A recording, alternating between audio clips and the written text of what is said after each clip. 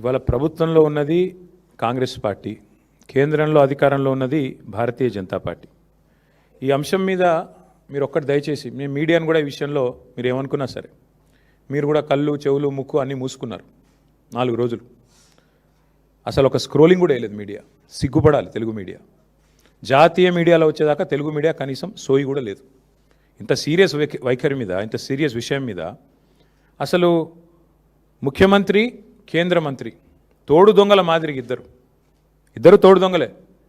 ఒక మైనర్ బాలిక మీద అఘాయిత్యం జరిగితే ఈ రాష్ట్రంలో కంప్లైంట్ తీసుకోవడానికి పోలీసులు నిరాకరించారు. ఎవరండి ఈ రాష్ట్ర హోంమంత్రి? ముఖ్యమంత్రి గారు కాదా?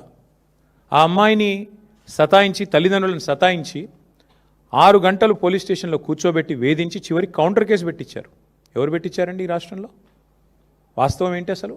ఆ మైనర్ బాలిక, ఆమె మీద జరిగిన అఘాయిత్యానికి సంబంధించి వాళ్ళ తల్లిదండ్రులకు చెప్పి బోర్మని ఏడిస్తే నిందితుని పట్టుకోవాల్సింది పోయి 9 రోజులు రాచమర్యాదలు చేసి కాపాడిన వెధవ ఎవడు? నేను అడుగుతా ఉన్నా ఈరోజు. ఎవరా వెధవ? ఇద్దరిలో తెలియదా ప్రజలకి? సిగ్గుపడాలా ముఖ్యమంత్రి? ఏమంటాడు మీ డీజీపీ? ఆయనకి ఏమైనా ఉందా తలకాయ అసలు? ప్రైమ్ మినిస్టర్ బందోబస్తులో బిజీగా ఉన్నాం అందుకే కేసు పెట్టలేదా? ప్రైమ్ మినిస్టర్ బందోబస్తు వచ్చినప్పుడు మొత్తం నేరస్తులందరికీ హాలిడే ఇస్తారా? 3 రోజులుగా సంపుకొనరబోయ్ అని చెప్పి మొత్తం రేవంత్ రెడ్డి గారు, చెంచల్ కూడా బ్యాచ్మేట్స్ అందరికీ చెలరేగమని చెప్తారా? ఏం చెప్తున్నావు నాకు అర్థం కాదు. సిగ్గుందా అసలు ప్రభుత్వానికి? మేము 10 రోజులు మౌనంగా ఉన్నాం. ఎక్కడ ఒక అమ్మాయి విషయం కదా, సెన్సిటివ్ విషయం కదా అని మౌనంగా ఉన్నాం. ఇవాళ ముఖ్యమంత్రి మాట్లాడిన మాటలతో నోరు విప్పక తప్పని పరిస్థితిలో నేను మాట్లాడుతూ ఉన్నా. అసలు మెదడు ఉందా ఆయనకి? లేదా వడదెబ్బకి ఏమైనా చిన్న మెదడు కూడా చితికిపోయిందా? ఏం మాట్లాడుతున్నాడు ఆయన? నాకు అర్థం కాదు. ఏదో మా బావమ్మరి దీంట్లో దొరికినాయి అంటాడు. పెట్టు కేసు, ఎవడొద్దన్నాడు ఆయన నిన్ను? ఏం దొరికినాయి? నీ ఎక్సైజ్ సూపరింటెండెంట్ చెప్పింది కదా, అందులో ఏం దొరకలే, ఏం లేదురా నాయన అని. నువ్వేమైనా ప్లాంట్ చేయబోయినట్టున్నావు. మీ వాళ్ళకి చెప్పేది ఆడ ఇరికీయమని చెప్పినట్టున్నావు. అది ఇరికేయలేకపోయాను. నేనేం చేస్తా దానికి? నేనేమంటున్నా అంటే ఇంత చిల్లర రాజకీయం మంచిది కాదు.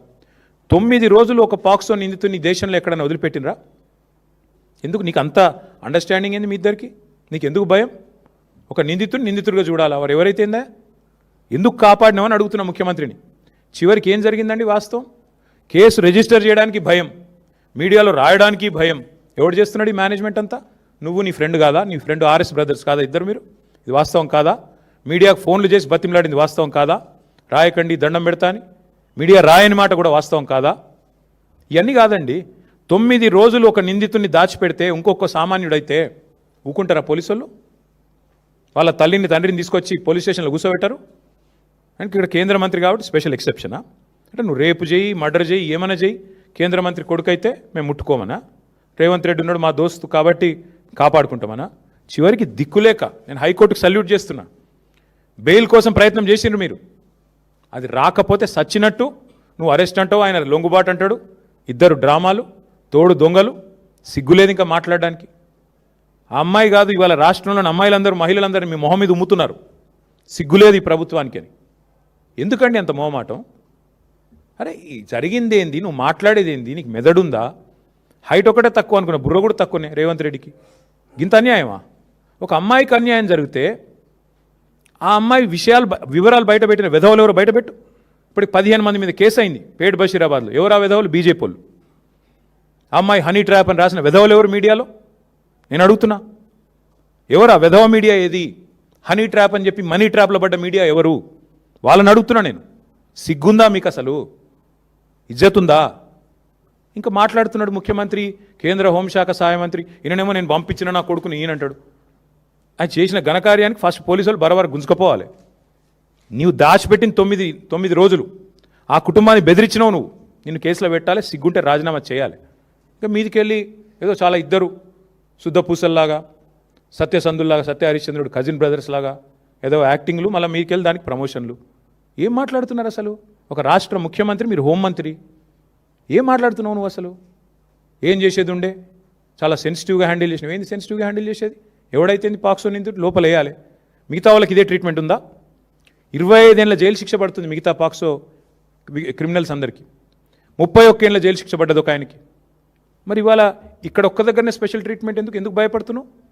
మోడీ చెప్పిండా చెవులేమన్నా? ఎందుకు భయపడుతున్నావు? ఇంకా సిగ్గు లేకుండా నిన్న పనికిమాలిన మాటలు, పనికిమాలిన ఉపన్యాసాలు.